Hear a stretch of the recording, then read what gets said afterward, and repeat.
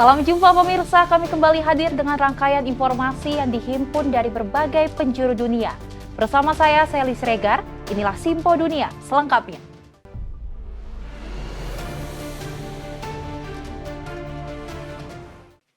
Ya langsung saja pemirsa, ini ada kota padat penduduk dengan hunian warga yang relatif berdekatan mengalami penurunan tajam penduduk selama darurat pandemi COVID, termasuk New York City dan San Francisco.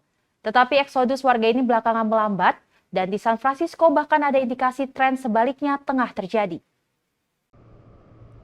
Sebagai salah satu kota paling padat penduduk di Amerika Serikat, San Francisco di negara bagian California juga sempat mengalami eksodus besar-besaran warganya saat darurat pandemi COVID. As a chef, a lot of my friends have left. Tapi koki restoran ini belakangan mencermati perkembangan sebaliknya. I just started getting the phone calls asking if I know of anybody with jobs available in our industry again, which is huge for us. Data sensus menunjukkan San Francisco kehilangan 6% lebih penduduknya selama pandemi. Paling parah selama 2021 saat sekitar 55.000 warga pindah ke kota lain. Tapi sejak Juli 2022 hingga Juli 2023, penduduk San Francisco bertambah sekitar 1.200 orang. I think the pandemic really changed a lot of people's lives, so I'm glad they're coming back. I think that's wonderful. Eksodus tak hanya terjadi dari kota San Francisco, tapi juga wilayah-wilayah di sekitarnya yang disebut sebagai San Francisco Bay Area, termasuk Oakland, Palo Alto, dan San Jose. Banyak warga yang pindah tadinya memanfaatkan kebijakan bekerja dari rumah saat darurat pandemi untuk pindah ke kota lebih kecil dengan biaya hidup lebih murah. Now employers are being a little bit fussier in some cases about people showing up in person at least a few days a week. And I think that's drawing people back to California because the dynamic and high-paying jobs, especially in the Bay Area, are still here. Belum lagi kehidupan di kota kecil yang ditinggali sementara belum tentu sesuai dengan gaya hidup warga yang dulunya hidup di kota besar. We spent a lot of time in Tahoe. A lot of people went to Tahoe. They weren't prepared for year-round life in Tahoe. So I'm not surprised that people want to come back. San Francisco sendiri berpenduduk total sekitar 800.000 orang, sementara Bay Area 7 juta orang lebih. The Bay Area in general, actually, it's not just San Francisco, has seen something of a turnaround. We have some new dynamic industries like AI that are drawing people back to the state. Masih ada perdebatan mengenai apakah eksodus sudah berhenti atau baru melambat saja. Tapi pelaku industri properti mencatat banyaknya warga yang urung pindah. We have a lot of sellers who have previously would have left the city. Now they're upgrading and staying in the city, buying bigger and better homes. We have clients who are locating and relocating back to the Bay Area. Perusahaan properti Redfin mencatat terjadi penurunan tajam penjualan rumah pada kuartal terakhir 2023. Kota-kota lain yang juga mengalami eksodus besar-besaran warganya selama darurat pandemi, banyak diantaranya warganya juga terus berkurang setiap tahunnya. Kota New York misalnya, setiap tahun kedatangan penduduk baru, tapi tetap saja dalam setahun terakhir kota ini kehilangan sekitar 80.000 orang yang pindah ke kota lain. Dari Washington DC, saya Nova Purwadi dan tim VOA. Tak hanya itu pemirsa, data Bank Dunia menunjukkan kewirausahaan digital membuka jalan bagi pemberdayaan ekonomi dan akses internet telah menekan kemiskinan di Nigeria. Tetapi menurut Bank Dunia masih ada kesenjangan gender digital karena lebih kecil kemungkinan perempuan mendapatkan akses internet dibanding pria. Anne Ajufo menjalankan sejumlah bisnis penjualan online di ibu kota Nigeria, Abuja. Bisnisnya dikenal sebagai dropshipping, model bisnis di mana produk dijual secara online tanpa perlu fasilitas fisik tempat produk tersebut disimpan dan diproses. Bisnis ini melibatkan pengelolaan inventory e-commerce dan pemasaran afiliasi, di mana ia mempromosikan produk online untuk beberapa bisnis lainnya. Anne memulai bisnis online ini tahun 2022 dengan modal kurang dari $50 atau Rp780.000. Let's say I started with 50,000 naira. So today I can tell you the percentage has increased to over 150% of income coming in from the business. Kisah sukses Anne mengandalkan akses internet, ponsel bagus, media sosial, dan pengeluaran sekitar $6 atau Rp95.000 per bulan untuk langganan data. When it comes to showcasing my business online, internet access has done most of it, 80% of it. Without the internet, we won't be able to do any of those things. Bagi banyak orang seperti Anne, internet berarti ada lebih banyak pendapatan dan peluang. Laporan Bank Dunia Januari 2024 mengungkapkan, kawasan Afrika Sub-Sahara mencatat peningkatan pengguna internet sebesar 115% antara tahun 2016 dan 2021. Menurut Bank Dunia, ini mengurangi kemiskinan ekstrim sebesar 7% di Nigeria, serta mendorong pertumbuhan ekonomi dan inovasi. Opportunities abound in terms of the benefit for e-commerce, benefit for e-health, benefit for e-government, and as well as in terms of basic commercial transactions. Terlepas dari manfaat tersebut, menurut Bank Dunia, kaum perempuan di Afrika Sub-Sahara memiliki lebih sedikit akses ke internet dibanding pria. Laporan ini juga mengatakan ada 37% lebih kecil kemungkinan perempuan menggunakan layanan internet seluler dibanding pria. Dan perempuan di wilayah pedesaan paling terdampak oleh kurangnya akses digital. Once they cannot have means of, accessing the internet or data becomes much out of their reach, they become deprived. In fact, they become deprived educationally, they become deprived in terms of skills, and once all of these things, they become deprived in terms of having access to basic information about markets, about services, about even how to improve them. And once that is done, because then they become left behind. Menurut Komisi Komunikasi Nigeria, mereka telah meluncurkan berbagai program untuk menekan kesenjangan digital gender, seperti pelatihan keterampilan digital dan program kode bagi kaum perempuan dan anak perempuan.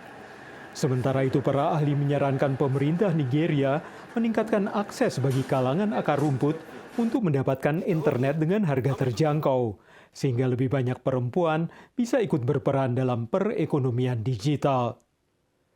Dari Arlington, Virginia, saya Helmi Yohanes dan tim VOA. Pemirsa, ini juga banyak sektor terus tercekik suku bunga tertinggi di Amerika Serikat. Namun harapan segera turunnya suku bunga acuan semakin pudar dengan terbitnya sejumlah data ekonomi yang mengisyaratkan tetap panasnya sejumlah indikator, mulai ketenaga kerjaan hingga laju inflasi. Data seputar inflasi di Amerika Serikat belakangan kembali panas setelah sebelumnya berangsur turun. 3 bulan berturut-turut indeks harga konsumen menguat melebihi ekspektasi dan meningkat 3,5% pada Maret dibandingkan Maret tahun sebelumnya. Right now, really what we're seeing is still elevated services inflation and still elevated housing inflation. So those two things, especially where we're seeing short supplies, right? We still have short housing inventories. And as we heard in the jobs report, we still don't have enough people hired yet. Those are the things really keeping inflation higher. Sementara indeks harga produsen yang memantau harga di tingkat grosir juga menguat lagi, meski tak sebesar ekspektasi dengan peningkatan 2,1% secara tahunan. Laju inflasi di Amerika Serikat telah jauh turun dibandingkan puncaknya pada pertengahan 2022 saat kenaikan indeks harga konsumen bahkan melampaui 9%. Tapi angka saat ini masih jauh dari target Bank Sentral AS atau Federal Reserve sebesar 2%. The Fed masih menunggu data selanjutnya seputar inflasi sebelum nyaman menurunkan suku bunga acuan. Inflation is uncomfortably high and not coming down as quickly as everyone had hoped. But GDP growth, employment figures, retail sales, all of those data points are strong and strong enough to let the Federal Reserve say, we're just going to kind of wait a little bit further before we do anything in terms of lowering rates. Tadinya, analis, pelaku usaha, dan investor memperkirakan penurunan suku bunga acuan bisa mulai dilakukan The Fed pada pertemuan Juni. Tapi data terkini mengindikasikan kemungkinan penurunan baru terjadi jelang akhir tahun. No, rate cuts are not off the table for this year, but we're going to see less than we originally anticipated. So maybe we're down to 1 or 2 rate cuts. The good news there may be that the trajectory is lower, and so rates are going to be lower. All else being equal, that could lead to a pickup in M&A activity. That could encourage companies to continue to increase their capital expenditures. So these are good things. Rates are going to be lower, but we need to pare back our expectations a bit. There were a lot of participants expecting 5 to 6 rate cuts coming into 2024, though the Federal Reserve never said that there was going to be 5 to 6 rate cuts. Those expectations have been tempered down to about 2 to 3, and now we're kind of looking at maybe 1 to 2. Sebelum pertemuan pada pertengahan Juni, The Fed bertemu lagi pada 30 April hingga 1 Mei dan diperkirakan tak akan mengubah suku bunga pada pertemuan tersebut. Dari Washington DC, Nova Purwadi dan tim VOA. Pemirsa, perang punya dampak lingkungan jangka panjang. Menurut peneliti sejumlah negara yang mengkalkulasi emisi rumah kaca dan penggunaan bahan bakar dalam aktivitas militer. Komunitas internasional didesak untuk membuat aturan yang lebih rinci menanggapi dampak perang terhadap perubahan iklim. Puing reruntuhan dari 170.000 gedung rusak akibat perang di Gaza bukan sekedar masalah kemanusiaan, tapi juga lingkungan. What the likelihood that there may be storage of chemicals, fuel tanks, or other materials that may then cause contamination. The environmental quality of existing groundwater supplies are already poor, and that's been exacerbated by the current conflict. Para peneliti mencoba memperhitungkan dampak lingkungan dari perang di Ukraina dan Timur Tengah. Misalnya kebakaran hutan akibat perang dan polusi dari senjata adalah ancaman signifikan terhadap manusia, alam liar, dan ekosistem di Ukraina. Any ordnance which is explosive, when it explodes, it can set off new fires and it definitely produces more chemicals which come out. Penelitian terpisah di Eropa, Inggris, dan Amerika mencoba untuk menghitung emisi gas rumah kaca yang dihasilkan perang. Greenhouse gas emissions you don't measure directly, so you derive them from amount of fuel that has been used or the amount of fire. So we have different kind of sources. Penelitian lain menunjukkan dalam 18 bulan pertama saja, perang di Ukraina telah menghasilkan lebih banyak gas rumah kaca dibandingkan emisi tahunan dari Austria, Portugal, dan Hungaria. Secara umum, dampak lingkungan dari perang sulit untuk bisa diukur, meski sejumlah negara diwajibkan untuk melaporkan emisi gas rumah kaca dari negara mereka oleh Konvensi Kerangka Kerja Perubahan Iklim PBB, namun data yang dikumpulkan tidak berfokus pada aktivitas militer. Kurangnya pedoman internasional untuk mengukur emisi akibat konflik, akses terbatas untuk melakukan penelitian lapangan, dan kerahasiaan seputar operasi militer membuat estimasinya tidak tepat dan konklusif. If we haven't learned anything over the past few years, extreme weather events from floods to extreme temperatures to a whole host of salinity problems, this is at our front door. Dan masalah-masalah ini diharapkan akan jadi pemacu untuk bergerak lebih cepat dan tepat. International efforts will be needed from scientists, policymakers to develop some new guidelines. AS terlibat dalam perang di Ukraina dan Gaza, namun kepada VOA, Pentagon menyebut Departemen Pertahanan AS menangani ancaman perubahan iklim dengan serius. When it comes to climate change and the effect of climate change, the department has been very clear to include referencing it in our national defense strategy that we as a U.S. military need to adapt and be ready to address the kinds of challenges that climate change presents. Bahkan dengan data yang terbatas, Conflict and Environment Observatory memperkirakan aktivitas militer global bertanggung jawab atas 5,5% emisi gas rumah kaca tiap tahunnya. Dari Washington DC, Virginia Gunawan dan tim VOA. Beralih ke berita selanjutnya, pemirsa, sebagai salah satu terumbu karang terbesar di dunia, gugusan terumbu karang Florida Keys di Amerika Serikat memiliki peran penting dalam keragaman biota laut. Namun menghangatnya suhu laut membuat ekosistem unik ini semakin rusak. We are just off the shore in Key Largo here, diving in the Florida Keys National Marine Sanctuary, and we're on Molasses Reef, which is one of the most beautiful and popular reefs in the Keys to dive. Florida Keys di Florida adalah lokasi menyelam populer. Namun, terumbu karang yang jadi daya tarik utama di sini terus menghadapi suhu yang semakin hangat yang datang semakin awal.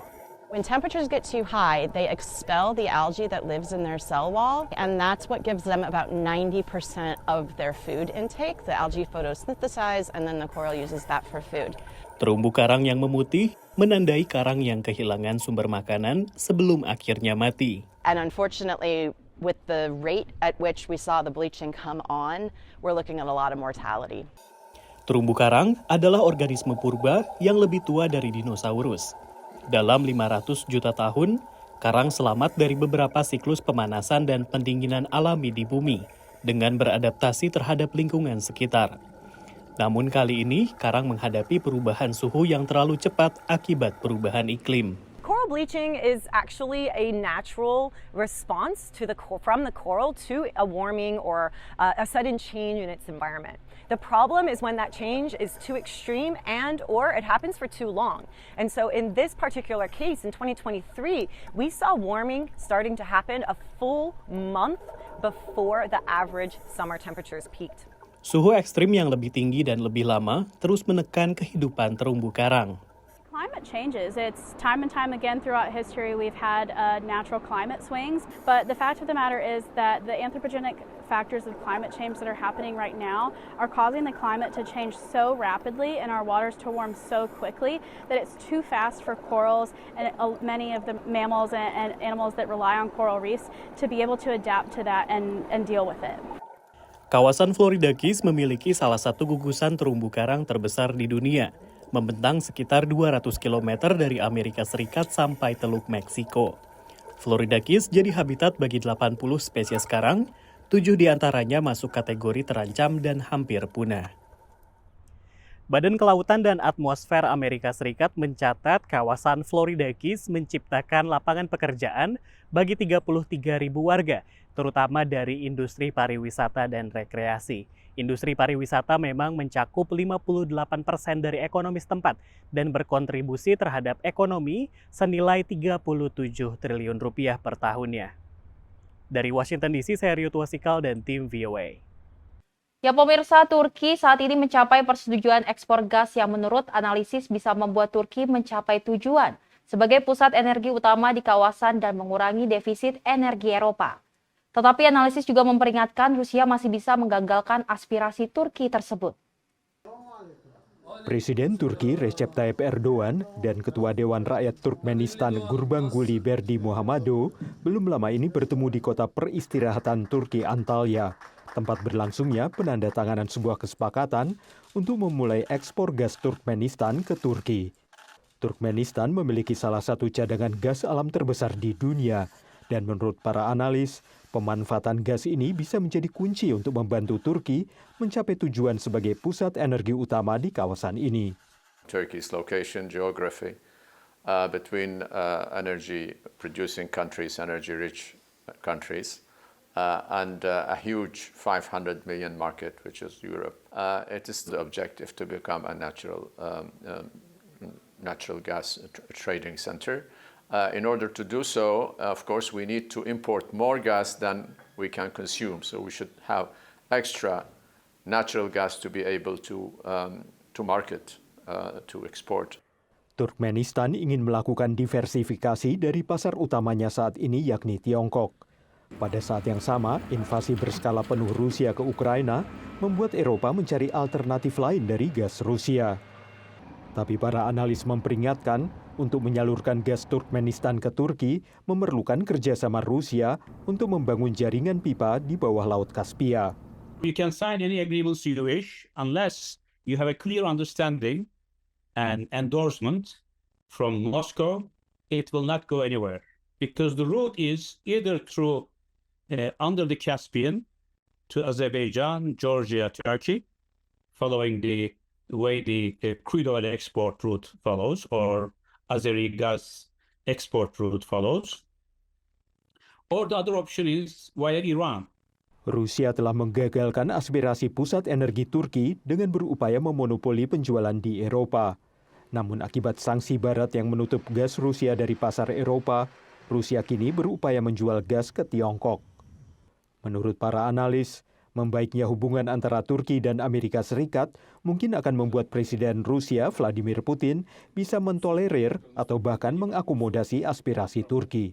If there is an understanding on the Russian side that they want to give in to Turkey on some of these mechanisms to keep Turkey closer to them and shower them with gifts, they might give in to that. Menurut para analis, tujuan Presiden Erdogan menjadikan Istanbul sebagai pusat perdagangan energi akan sangat bergantung pada seberapa baik pemimpin Turki ini mampu menyeimbangkan hubungan antara Moskow dengan sekutu-sekutu baratnya di Pakta Pertahanan Atlantik Utara atau NATO. Dari Arlington, Virginia, saya Helmi Yohanes dan tim VOA. Pemirsa, kebakaran hutan belakangan mengganas di California dengan korban jiwa terbanyak pada 2018. Lalu kebakaran lebih luas pada 2020 dan 2021. Guna mencegah terulangnya kebakaran hutan ini, sejumlah langkah pun ditempuh termasuk pembersihan besar-besaran pepohonan dan semak belukar. Dengan gergaji dan berbagai alat berat, pekerja dari Dinas Kehutanan Nasional Amerika Serikat membersihkan pepohonan dan semak-semak di Hutan Nasional Tahoe di California. Langkah ini dilakukan guna mencegah resiko kebakaran hutan yang beberapa tahun belakangan mengganas di negara bagian paling padat penduduk ini. We're trying to reduce the threat of large-scale wildfires by reducing the number of trees across the national forests in the western U.S. When there's too much fuel or vegetation, then that creates larger, more intense wildfires. The other thing that's happening is we're having more intense drought and in a lot of cases less precipitation, which stresses the trees and creates a situation where they're weakened. Tapi upaya Dinas Kehutanan ini mendapat sorotan dari sebagian aktivis lingkungan hidup, termasuk Cal Wild, yang khawatir pemangkasan dilakukan dengan berlebihan sehingga justru kurang mendukung kesehatan hutan. We're asking the Forest Service to make their treatments lighter, to focus on smaller trees and shrubs, leave the larger trees, and ensure that the scenery and recreation opportunities that people enjoy along the North Yuba River are protected. My wife and I camp in the Yuba River drainage. We go hiking there. I was just there a couple of weeks ago. So, this is an important area to us, and we don't want to see it. We don't want to see it burn up, and we don't want to see it logged over. Yayasan Hutan Nasional atau National Forest Foundation adalah organisasi nirlaba yang dibentuk Kongres AS untuk bekerja sama dengan Dinas Kehutanan Nasional untuk mengelola hutan-hutan di lahan milik pemerintah federal Amerika Serikat, termasuk di Hutan Nasional Tahoe. People will have to get used to seeing a less dense forest because that's a healthy forest. But right now they're pretty dense and pretty crowded, and I think that's mistakenly thought of as being normal. I once heard someone describe forest thinning and logging operations as open heart surgery. Afterwards, it's not a pretty sight. It can look a little bit rough, but forests recover and they're very resilient. Kebakaran hutan menjadi masalah yang rutin dihadapi California dan negara bagian sekitar. Tapi kebakaran ini memuncak pada 2020 dan 2021 sebelum mereda tahun-tahun sesudahnya. Gubernur California menganggarkan 1,2 miliar dolar Amerika Serikat untuk 2 tahun fiskal ke depan dalam upaya untuk menjaga kesehatan hutan dan membuat masyarakat lebih tahan terhadap kebakaran hutan di masa mendatang. Dari San Francisco, California, saya Virginia Gunawan dan tim VOA. Informasi tadi pemirsa sebagai penutup jumpa kita kali ini. Tetap saksikan Simpo Dunia hanya di Simpo TV. Saya Selis Regar dan kru yang bertugas pamit undur diri. Terima kasih dan sampai jumpa.